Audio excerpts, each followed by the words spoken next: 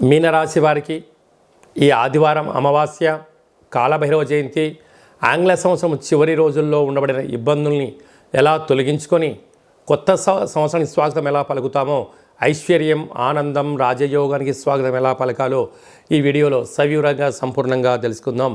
మీనరాశిలో ఏ ఏ నక్షత్రాలు వస్తాయనగా, పూర్వాభాద్ర నక్షత్రం చివరి 4వ పాదము, ఉత్తరాభాద్ర నక్షత్రంలోని 4 పాదాలు, రేవతి నక్షత్రంలోని 4 పాదాలు కలిపితే మీనరాశి అవ్వడం జరుగుతుంది. చాలామందికి పుట్టినటువంటి కాల సమయంలో డేటా బర్త్లో లేనటువంటి కారణం వలన పేరు యొక్క మొదటి అక్షరాన్ని అనుసరిస్తూ ఆ రాశిని తెలుసుకునే ప్రయత్నం చేద్దాం. ది, దుమ్, షం, ఝ, ధ, దే, దో, చ, చి అక్షరాల వారందరూ కూడా మీనరాశి జాతకులే. మీనరాశి యొక్క అధిపతి దేవగురు బృహస్పతి.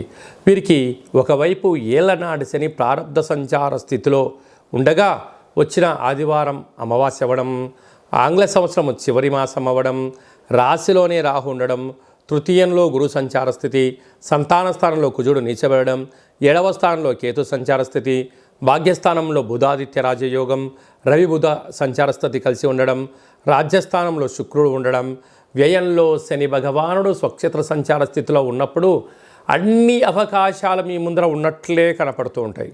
కానీ ఏది ఎంచుకోవాలి, ఏది ఎంచుకోకూడదు, ఏం చేస్తే ఏమవుతుంది, ఏం చెయ్యకపోతే ఏం ప్లస్ అవుతుందో అనేది ఆలోచించుకునేటువంటి తర్జనా భర్జనం కలిగేటువంటి కాల సమయం.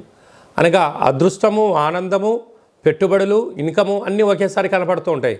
కానీ మనము తాత్కాలికమైనటువంటి వాటి గురించి ఆలోచించేదానికన్నా దీర్ఘకాలికమైనటువంటి ఫలాలు, దీర్ఘకాలికమైనటువంటి ఆనందాన్ని, శాశ్వతమైన స్థిరత్వాన్ని కలిగించే వాటిపైలో మీనరాశి వారు దృష్టిని పెట్టగలిగితే మంచి కాలము మీకు ముందు ఉంటుంది.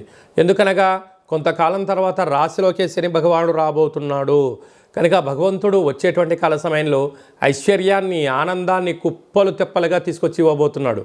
కనుక తాత్కాలికమైన వాటికన్నా శాశ్వతమైన వాటికి స్థిరత్వం వేయండి.